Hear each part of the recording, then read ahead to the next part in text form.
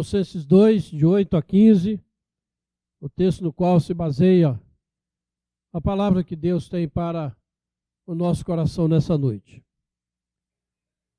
Cuidado, que ninguém vos venha a enredar com sua filosofia e vãs sutilezas, conforme a tradição dos homens, conforme os rudimentos do mundo, e não segundo Cristo, porquanto nele habita corporalmente toda a plenitude da divindade. Também nele estáis aperfeiçoados. Ele é o cabeça de todo principado e potestade. Nele também fostes circuncidados, não por intermédio de mãos, mas no despojamento do corpo da carne, que é a circuncisão de Cristo. Tendo sido sepultados juntamente com ele no batismo, no qual igualmente fostes ressuscitados, mediante a fé no poder de Deus, que o ressuscitou dentre os mortos.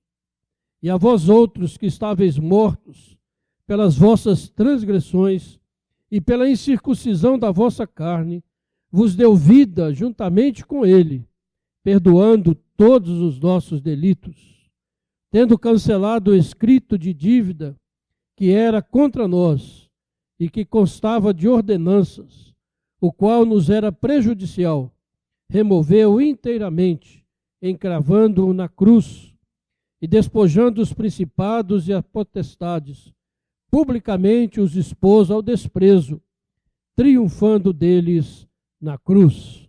Amém. Senhor Deus, nosso Pai, diante de Ti, de nós, ó Pai, está a Tua palavra, viva, poderosa, e pedimos, ó Pai, que o Senhor possa aplicá-la agora ao nosso coração, ó Pai. Que, ó Deus, a Tua palavra seja viva e poderosa e prospere na vida da Tua igreja, segundo aquilo que o Senhor mesmo já tem determinado, para a Tua honra e para a Tua glória. Em nome de Jesus, amém.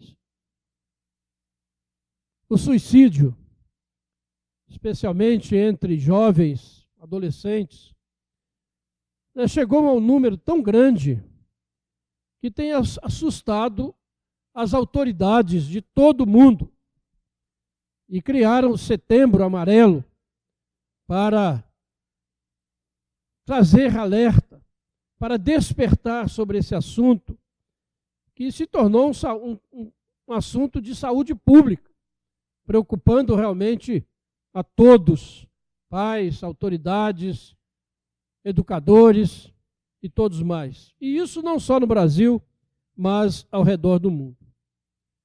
Mas o que me chama a atenção e que me leva a essa palavra nessa noite é o grande número de suicídios entre pastores e crentes. Uma coisa que era totalmente desconhecida da igreja até uns tempos atrás. Mas se você ler a história da igreja, você vai ver que não existe registro de suicídios de pastores ou de crentes. Mas, pelo contrário, a história vai mostrar que cristãos morreram pela sua fé, mesmo vivendo sob perseguição, mesmo vivendo momentos terríveis, eles foram até o fim com Jesus. Não se deixaram abater e venceram por Jesus Cristo. Hoje é o contrário. Nós vemos crentes vivendo vidas confortáveis, vidas seguras, se matando, às vezes por nada. Ou seja, esse é um fenômeno do nosso tempo, estranho. E o que chamou muito a minha atenção foi, 2 semanas atrás, um suicídio de um pastor norte-americano, de 30 anos de idade, casado, com 2 filhos pequenos. E esse pastor escrevia livros, aconselhando pessoas em situações difíceis, pregava sobre isso, aconselhava, escrevia livros. E ele acabou dando cabo da sua vida com 30 anos, 2 filhinhos lindos, deixando um rastro de destruição, de tristeza, de angústia. Então nós nos perguntamos, o que está acontecendo com esta geração de cristãos? O que está acontecendo com a igreja do Senhor Jesus nestes dias? E esses fatos, me chamaram a atenção e me fizeram pensar muito. Como que isso pode estar acontecendo com pessoas que confessam Jesus, que cantam hinos como nós cantamos, depositando toda a sua fé e confiança na rocha eterna? E eu confesso aos irmãos que nos meus 70 anos de vida e 33 de pastorado, eu nunca vi algo acontecendo assim na igreja. Algo estranho. E com isso eu comecei a pedir a Deus direção, orar, pedindo sabedoria, buscando respostas. Li alguns artigos, vi algumas reportagens sobre o assunto e fui buscar respostas aonde nós devemos buscar, na palavra de Deus eterna, inerrante, infalível. E comecei a pensar muito sobre isso. Primeiro, o Espírito Santo me conduziu a um texto de Apocalipse, capítulo 11, do verso 1 ao verso 14, que descreve as 2 testemunhas que são mortas no final dos tempos pelo anticristo. E dentro da teologia reformada, estas 2 testemunhas são a igreja pregando o evangelho na sua missão de alcançar o mundo, ministrando os sacramentos da ceia e do batismo, que são as testemunhas que realmente o Senhor deixou para a igreja ministrar a este mundo. Isso mostra o estado da igreja, porque essas 2 testemunhas, diz o texto, que elas serão mortas e os cadáveres delas ficarão expostos nas praças. Isso traz para mim a visão da igreja do Senhor nos nossos dias, que tem templos lindos, bonitos, espalhados por todo lugar, mas não tem vida dentro dela. É um cadáver. Os templos estão nas praças, como um morto está num caixão. Ali, você está vendo, mas não tem vida. Tem toda uma aparência, mas na verdade não tem nada pulsando dentro daquela pessoa e dentro dessa igreja do Senhor.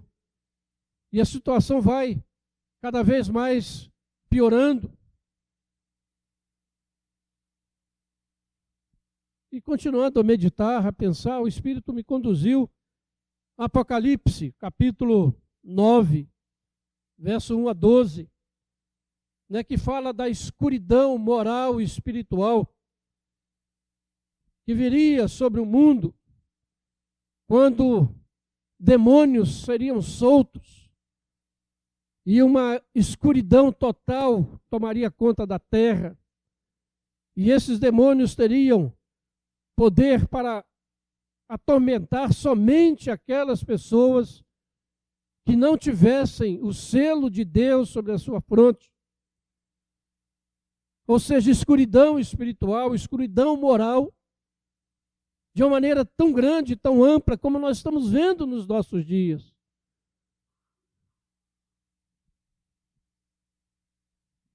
Mas eles tinham poder apenas para atormentar aqueles que não pertenciam ao Senhor, não tinham o selo do Espírito Santo na sua vida.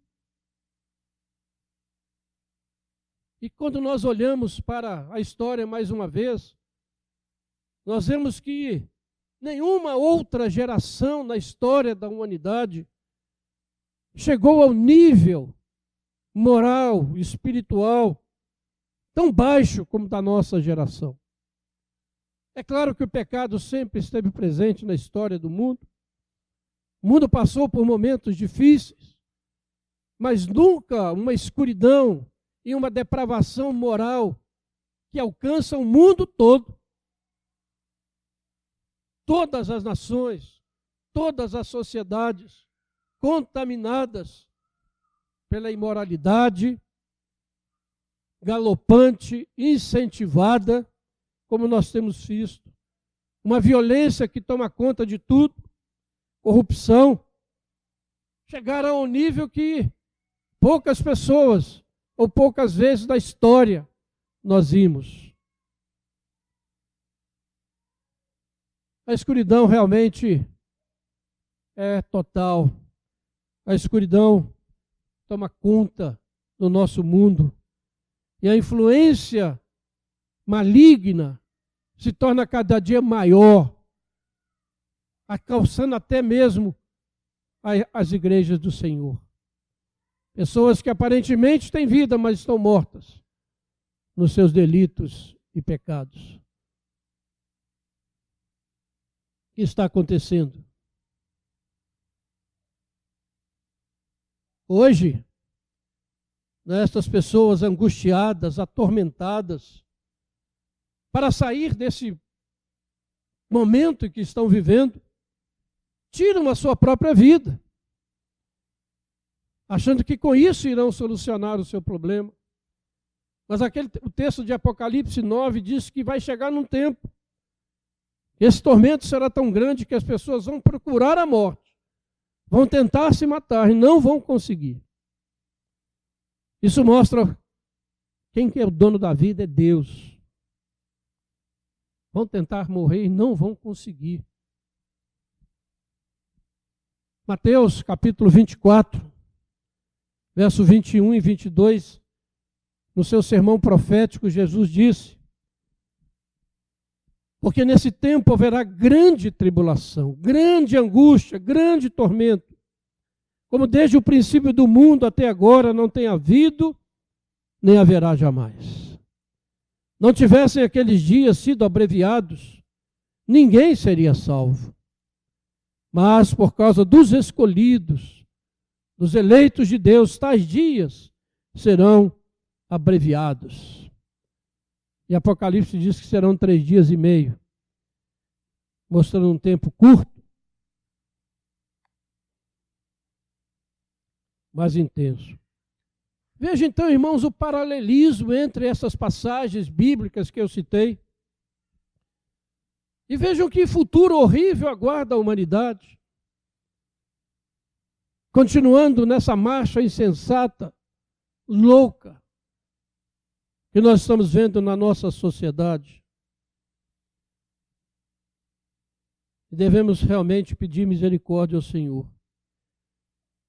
Como eu já disse, o texto de Apocalipse diz que o tormento alcançará somente aqueles que não têm o selo de Deus, que não têm o Espírito Santo habitando na sua vida. Então, mais uma vez, como entender, então, que pessoas que se dizem crentes, líderes, pregadores,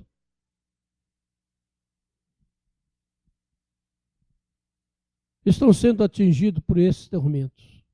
Não estão conseguindo superar essas dificuldades nas suas vidas. O que é que está acontecendo? Parece não haver distinção entre o crente e o incrédulo. Malaquias disse que vai chegar um tempo que vai haver diferença, você vai notar a diferença. Mas hoje parece que não está havendo. Os tormentos que atingem aqueles que não têm o selo são os mesmos tormentos que atingem aqueles que se dizem cristãos, selados pelo Espírito Santo. Porque quando nós vemos a Bíblia, nós vemos algumas passagens interessantes, como Jesus dizendo em João 14, 27, deixo-vos a paz, a minha paz vos dou. Eu não a dou como o mundo a dá. Não se turbe o vosso coração, nem se atemorize. Essa é uma palavra do Senhor Jesus.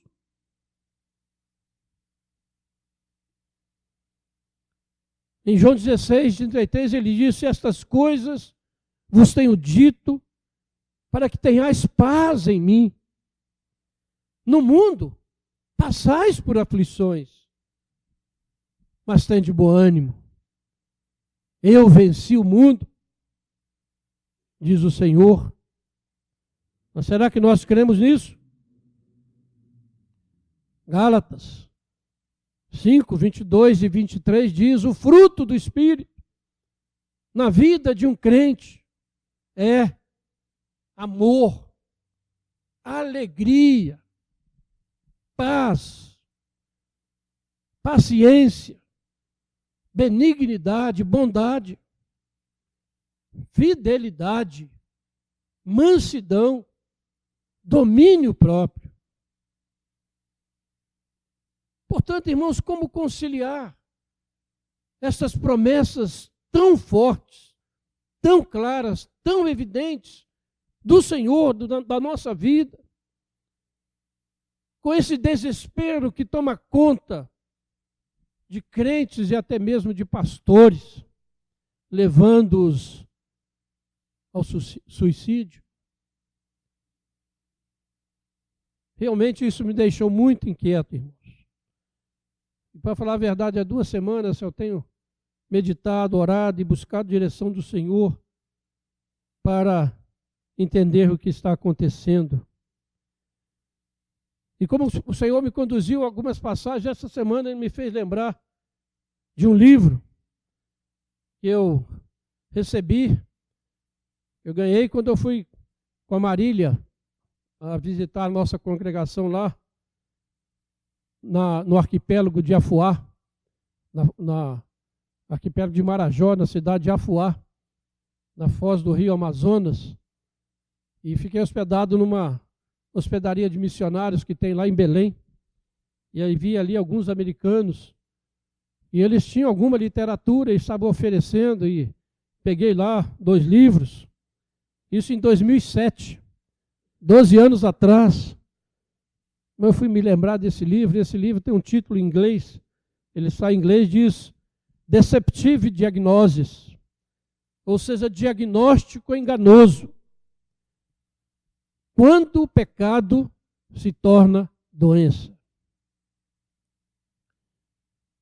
Quando o pecado se torna doença.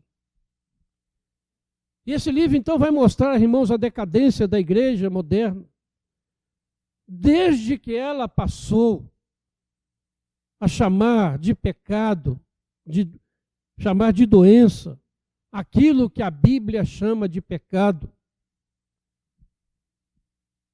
Desde que ela assumiu os resultados, ou as prescrições do mundo, da ciência, e às vezes da medicina, para tratar certas coisas, como doença, quando a Bíblia diz que essas coisas são pecado. Vejam a sutileza, que não é pequena a diferença entre essas duas coisas. Pecado é algo que eu e você somos responsáveis por ele na nossa vida. E o único tratamento para o pecado é o sangue de Jesus. Doença é algo que nos apanha, que nos pega, que nós não temos culpa. Somos vítimas. Somos inocentes. Não somos responsáveis. Pelo contrário, somos necessitados de um tratamento adequado e, da maioria das vezes, da compaixão das pessoas. E devemos ser tratados segundo o conhecimento científico que a humanidade alcançou. Deus e a sua palavra começaram a ser deixados de lado no tratamento da vida. Os preceitos do Senhor começaram a ser desprezados, não valem mais, não funcionam mais. E daí a igreja entrou nessa decadência completa que nós estamos assistindo nestes dias. E aqui fazer uma advertência para que ninguém pense nada errado. Nem esse livro, nem eu estamos aqui desprezando tratamentos médicos, nem os progressos da ciência, ou dizendo que alguém não deve procurar um tratamento médico profissional para certas enfermidades. Afinal, a medicina, a ciência tem sido bênção para nós. O progresso tem sido maravilhoso. Nós temos sido tratados e abençoados por isso.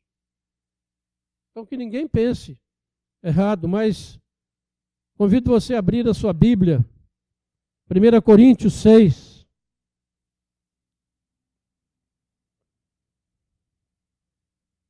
Primeira Coríntios 6.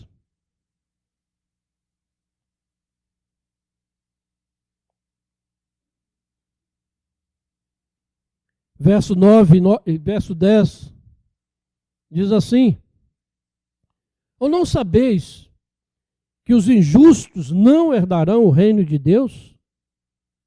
Não vos enganeis, nem impuros, nem idólatras, nem adúlteros, nem efeminados, nem sodomitas, nem ladrões, nem avarentos, nem bêbados, nem maldizentes, nem roubadores herdarão o reino de Deus. Muito clara a passagem.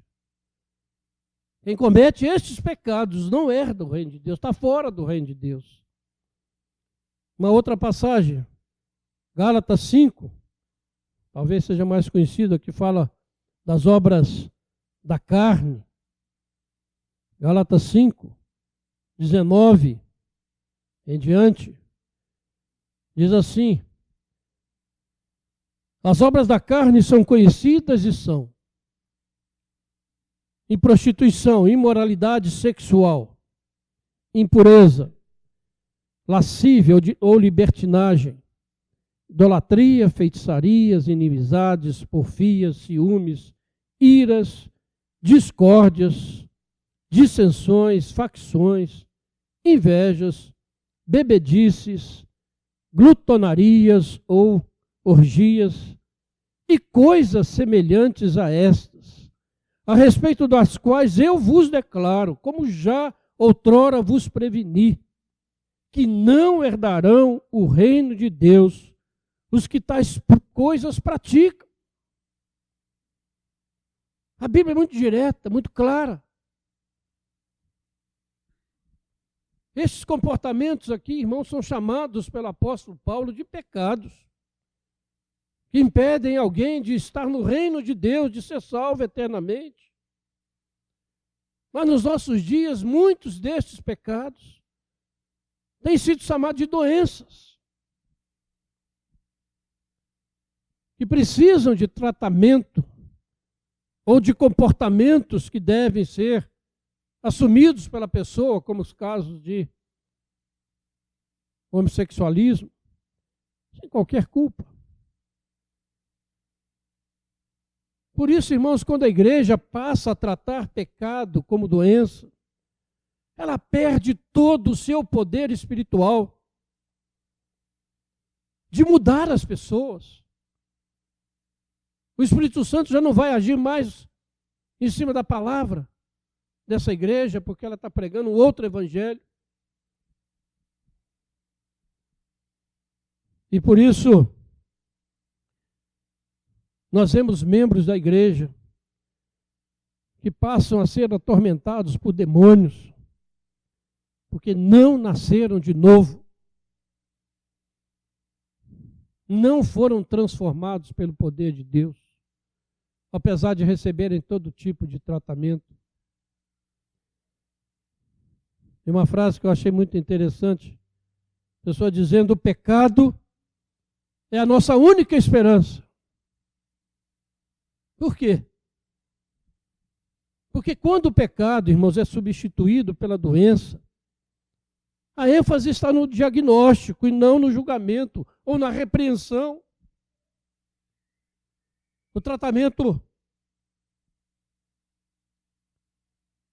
leva a pessoa a abraçar a ilusão de que o pecado é doença.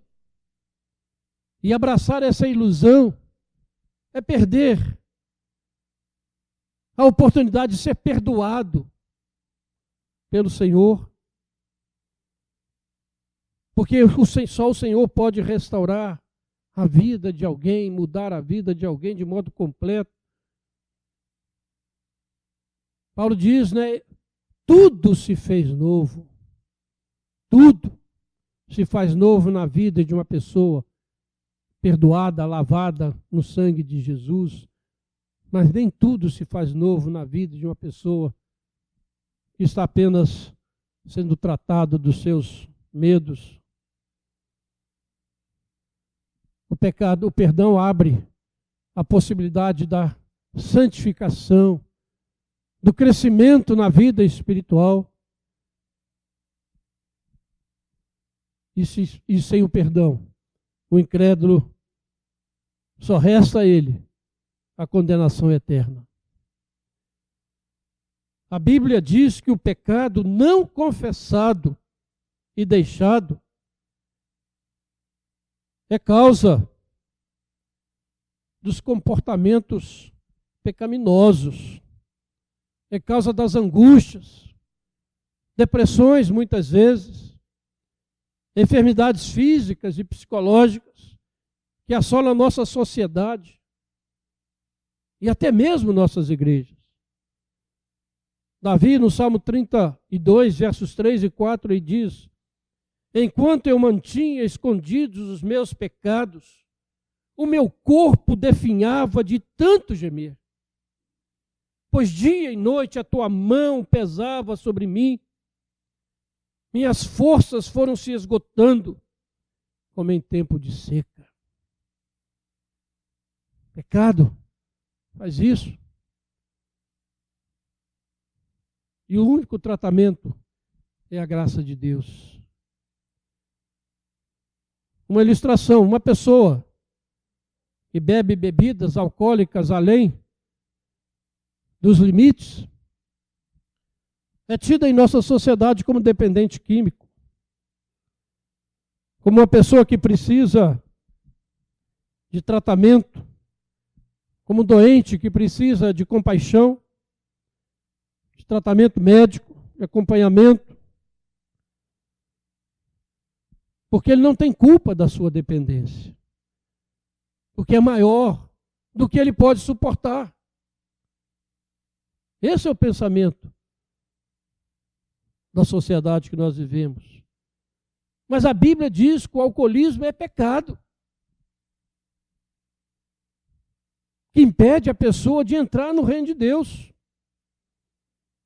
E o que essa pessoa precisa fazer é arrepender-se do seu pecado.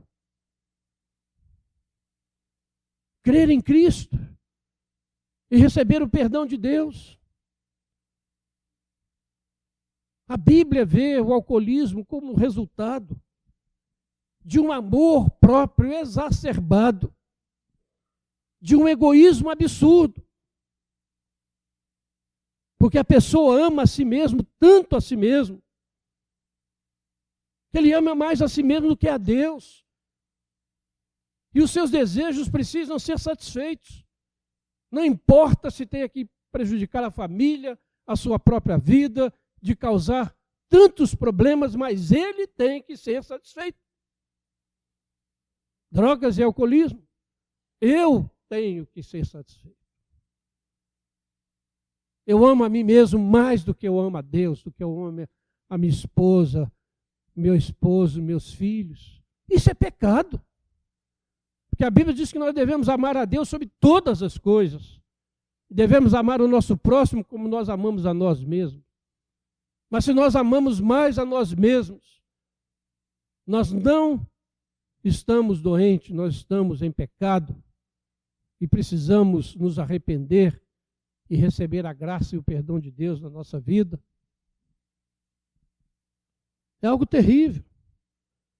Essa pessoa é um hedonista ao extremo.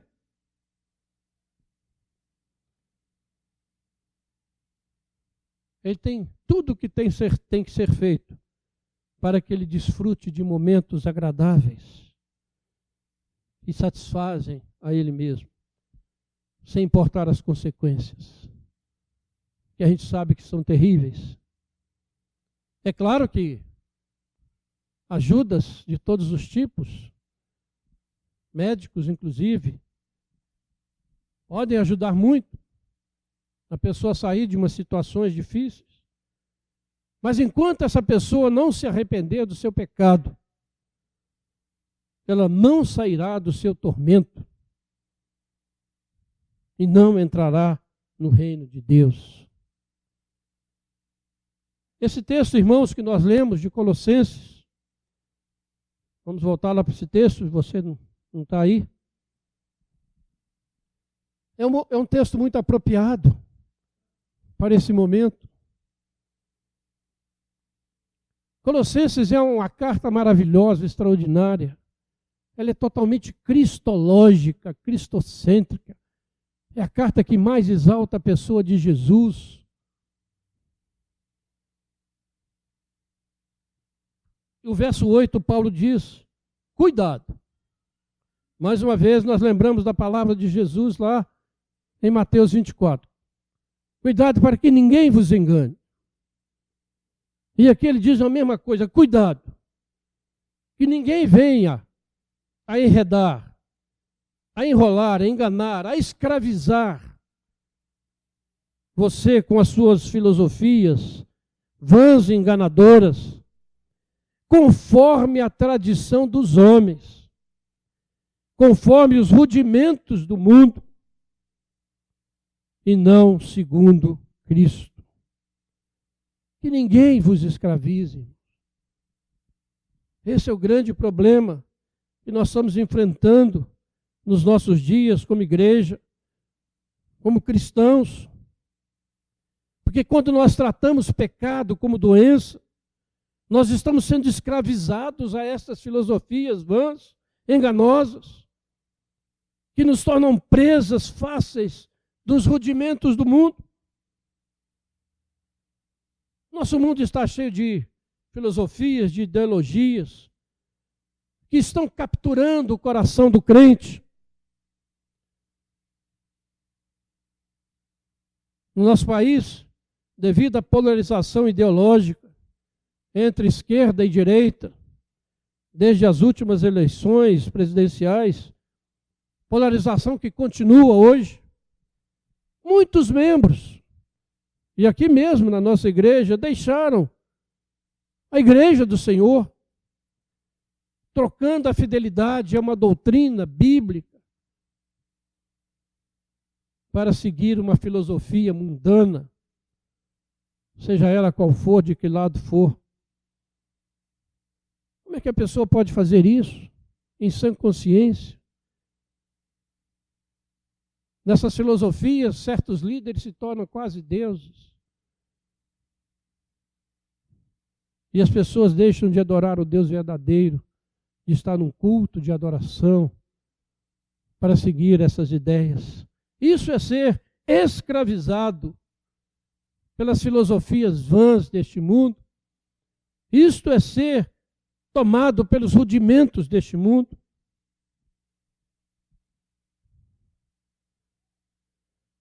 Isso chama-se pecado, não é opção política.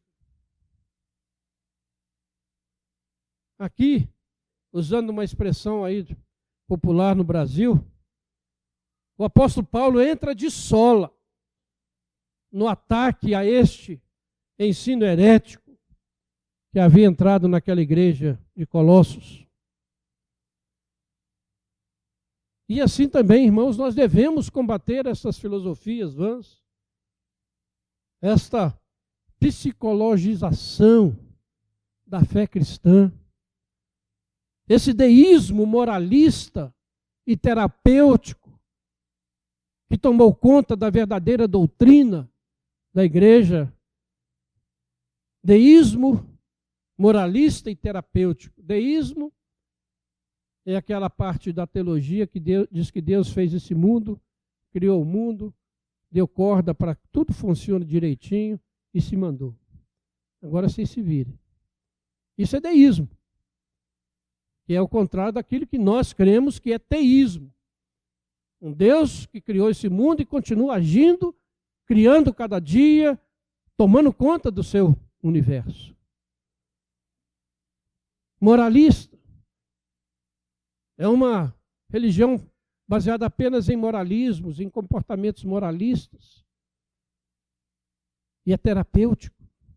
O problema não é pecado, o problema é a doença e você precisa de terapia.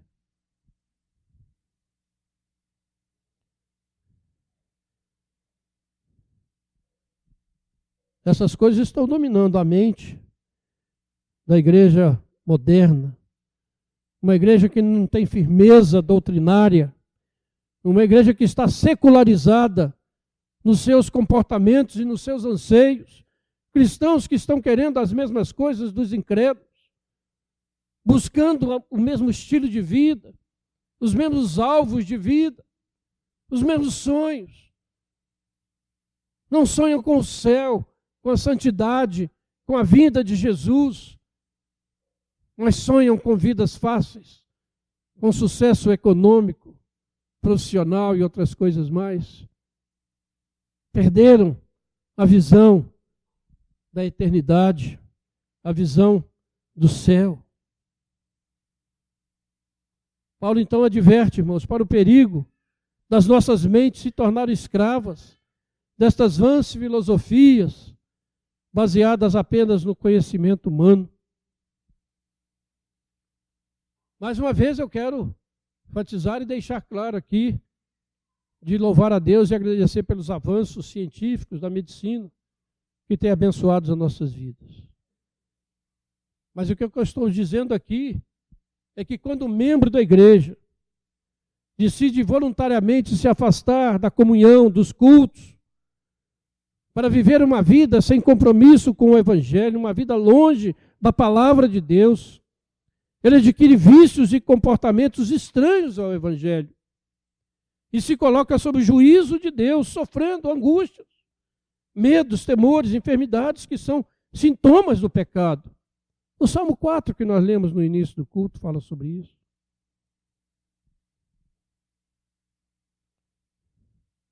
E a solução não está nos remédios, nos tratamentos psicológicos, mas está no arrependimento dos pecados. A solução está em se voltar para Jesus. Está em viver segundo os parâmetros da palavra. E isso é uma questão de fé, de você crer na palavra.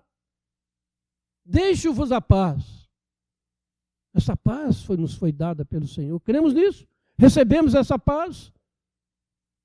Ou a nossa paz está em algumas coisas químicas? Onde está a nossa paz? Por isso, irmãos, estamos tratando desse assunto tão sério que está atormentando tantas vidas, tantas pessoas e a própria igreja. Porque tantas pessoas tirando a sua própria vida, um fenômeno mundial, fenômeno que tem, segundo estatísticas, a segunda causa de morte entre os jovens e adolescentes é suicídio. Pensa bem que coisa terrível. As pessoas que não têm a marca de Deus, o Espírito Santo nas suas vidas, sem dúvida são atormentados por espíritos malignos que geram medo, angústia, depressão, tormentos. E muitos não suportam. E por isso tiram a sua própria vida. Jesus deixou diversas promessas para os seus discípulos, como nós lemos, sobre o cuidado dele para conosco, sobre a presença dele conosco até o fim do mundo. Como então entender, irmãos, o suicídio de crentes, de pastores, que estão acontecendo e até mesmo aumentando? Uma das explicações está aqui nesse texto de Colossenses 2:8, onde Paulo nos adverte para termos cuidado, para que as nossas mentes não sejam escravizadas às filosofias humanas vazias, nascidas da tradição dos homens e apoiadas nos rudimentos do mundo, e não em Cristo. E alguns interpretam essa expressão rudimentos do mundo, que é repetida depois no versículo 20 também, como espíritos malignos atuando no nosso mundo.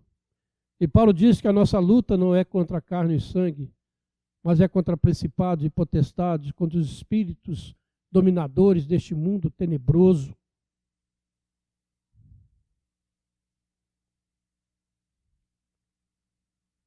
Essa é a situação que estamos vivendo. Então, essa psicologização da fé cristã, que entrou com uma força de um furacão dentro da igreja moderna, onde o pecado foi substituído por doença, está trazendo consequências tão terríveis para a vida dos crentes. Crentes angustiados, deprimidos, derrotados, sem esperança. O que está acontecendo? Quando há tantas promessas para o povo de Deus, o pecado é responsabilidade de cada um de nós. E iremos responder diante de Deus por eles. A doença é algo que vem sobre mim, que eu não tenho controle. Eu sou vítima. Que diferença? Por isso, irmãos, a palavra dessa noite tem o objetivo de nos alertar a cada um de nós e a igreja do Senhor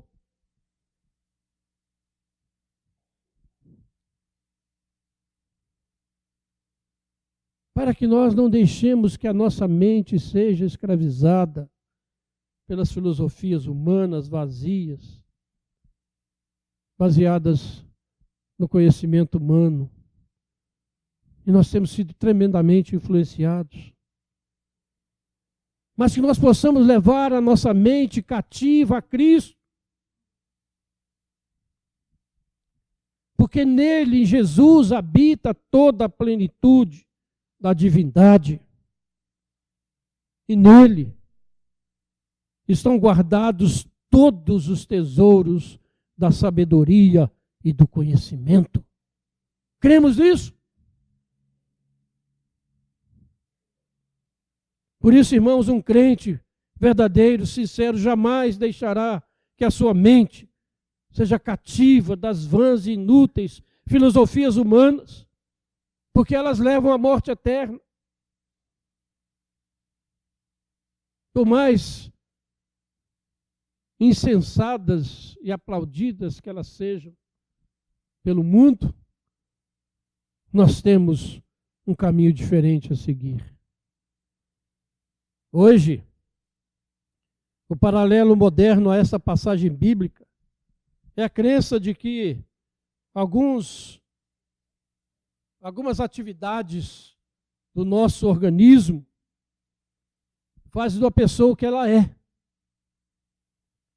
Não é isso que diz a ciência, que vai descobrir lá no seu passado, nos seus antepassados, para saber por que você comporta assim ou assado, sei que você faz isso, não faz aquilo.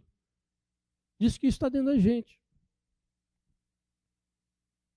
Os discípulos desse moderno naturalismo são inclinados a crer que os comprimidos, as injeções, os soros irão fazer pelo doente, pelo paciente, aquilo que Cristo e os profetas um dia, os apóstolos fizeram pelas vidas humanas. Uma personalidade equilibrada e uma integridade de vida são buscadas por meios físicos, biológicos, ou por ajustes psicológicos, e não em Cristo.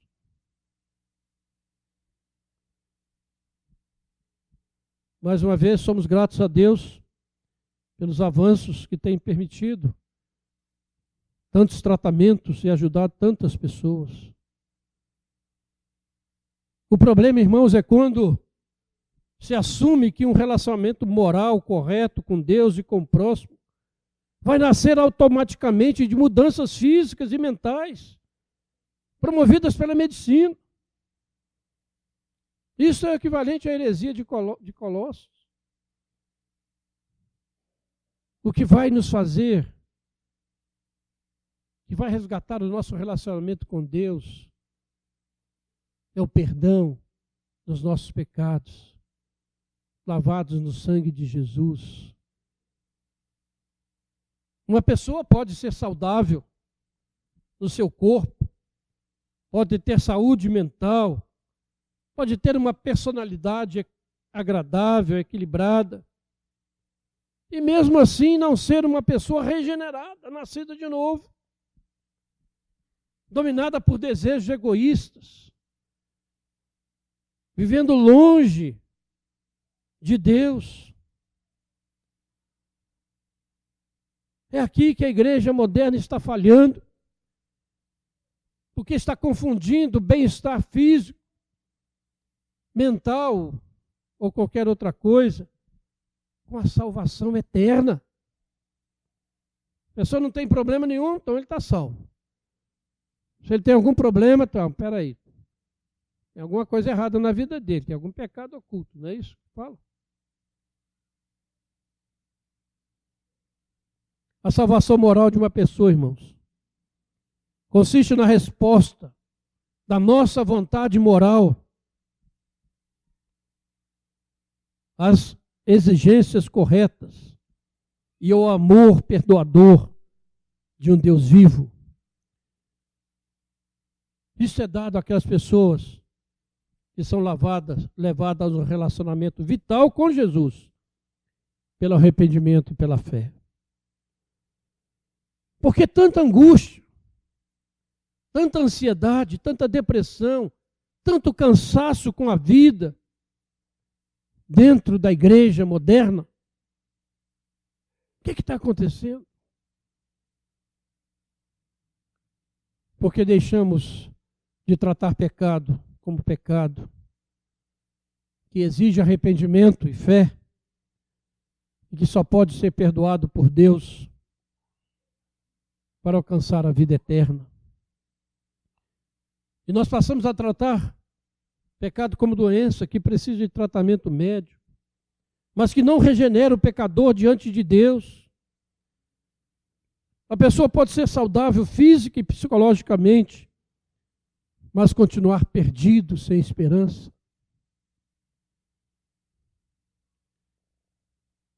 É dito que a ansiedade é um dos males do nosso dia, dos nossos dias. Ansiedade, síndrome do pânico, são tidos como doenças. Mas olha a Bíblia.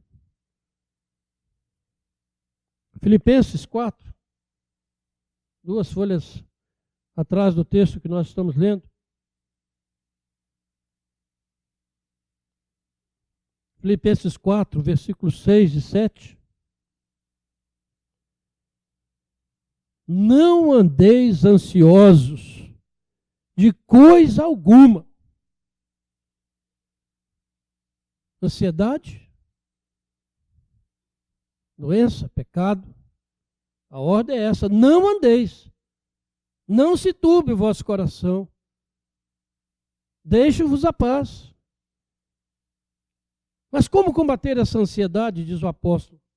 Em tudo, porém, sejam conhecidas diante de Deus as vossas petições, pela oração e pela súplica, com ações de graças.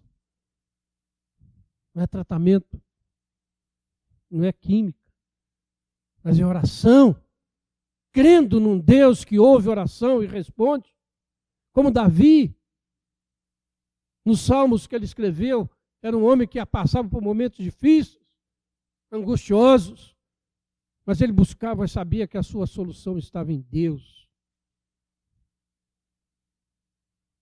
E quando nós fazemos isso, o versículo 7 nos diz: e a paz de Deus, que excede todo o entendimento humano, todas as filosofias humanas, guardará o vosso coração e a vossa mente em Cristo Jesus. É isso que a palavra de Deus nos diz. Mas se você não foi convencido, abra uma outra passagem. 1 Pedro, primeira carta de Pedro. Lá no finalzinho do Novo Testamento. Primeira carta de Pedro, capítulo 5. Do verso 5 em diante. Diz assim: rogo igualmente aos jovens, sede submissos aos que são mais velhos, outrossim no trato de uns com os outros, cingivos todos de humildade, porque Deus resiste aos soberbos, contudo aos humildes concede a sua graça. Humilhai-vos, portanto, sob a poderosa mão de Deus, para que ele em tempo oportuno vos exalte. 7. Lançando sobre ele toda a vossa ansiedade, porque ele tem cuidado de vós. E quando você lança alguma coisa, aquilo sai da sua mão. Você lança uma bola, está lançada. Fazemos isso com ansiedade ou vamos ficar chorando, choramingando e achando que algum ser humano vai dar solução para o nosso problema?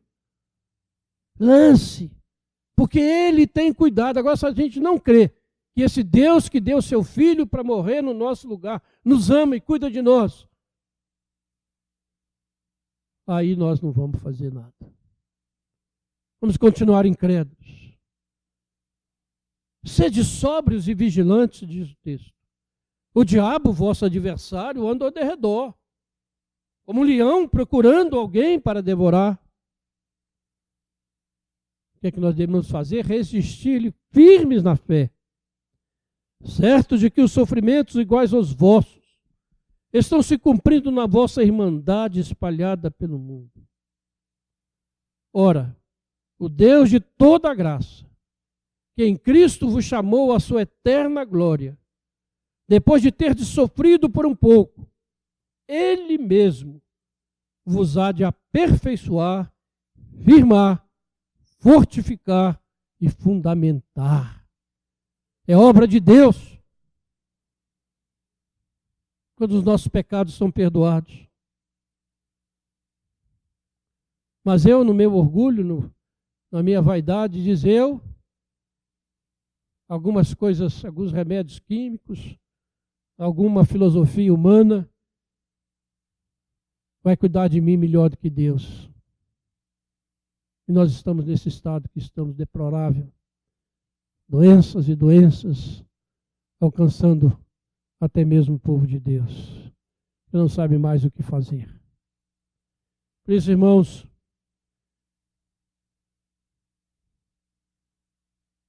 eu quero aqui de público pedir perdão a Deus, porque muitas vezes eu cometi esse pecado. E não chamar pecado de pecado, mas de doença. E clamo para que Deus nos perdoe como igreja. Nós agimos tantas vezes de modo errado diante do pecado. Que Ele tenha misericórdia de nós, irmãos. E pelo Espírito Santo nos leve de volta a uma fidelidade bíblica, sem compromissos com as vãs filosofias deste mundo. Que haja entre nós salvação, com perdão dos nossos pecados, e não apenas restauração ou recuperação física e mental das nossas reais enfermidades. Voltemos ao texto de Colossenses. Depois de advertir para a gente ter cuidado com essas vãs filosofias, versículo 9, Paulo diz que em Cristo habita corporalmente toda a plenitude da divindade. No corpo de Jesus, a plenitude do Deus eterno estava presente. E no versículo 10 ele diz também nele, em Cristo, Nós estamos aperfeiçoados. E aqui poderia ser a tradução de que, estando em Cristo, nós também recebemos a plenitude da vida que está em Cristo e que Ele compartilha conosco. Mas que plenitude de vida nós temos mostrado a esse mundo? Crentes derrotados, abatidos, sem ânimo, deixam de estar na presença do Senhor por qualquer coisa, que colocam os seus interesses em primeiro lugar. Versículo 13. E a vós outros, que estáveis mortos pelas vossas transgressões e pela incircuncisão da vossa carne, vos deu vida juntamente com Ele. Isso não te fala nada? Você diz o amém aí tão medroso. Ele vos deu vida juntamente com Cristo, perdoando todos os nossos pecados. Isso é obra completa, feita. Não tem que ser mais feita, Jesus já fez. E que nós estamos desfrutando disso, vivendo vidas abatidas, atrás de filosofias humanas, ideologias humanas e não na palavra de Deus. Que o Espírito de Deus essa noite, meus irmãos, minhas irmãs, nos convença, toque no nosso coração, para que nós possamos ser de fato uma igreja onde a palavra de Deus é vivida, é respeitada, é amada, e nós possamos desfrutar de tudo aquilo que o Senhor tem para nós. Os problemas vão continuar existindo, mas nós sabemos que a solução não está no homem, mas está em Deus. E que nós sejamos dia a dia fortalecidos nesta fé para a glória do Senhor. Que Deus nos abençoe.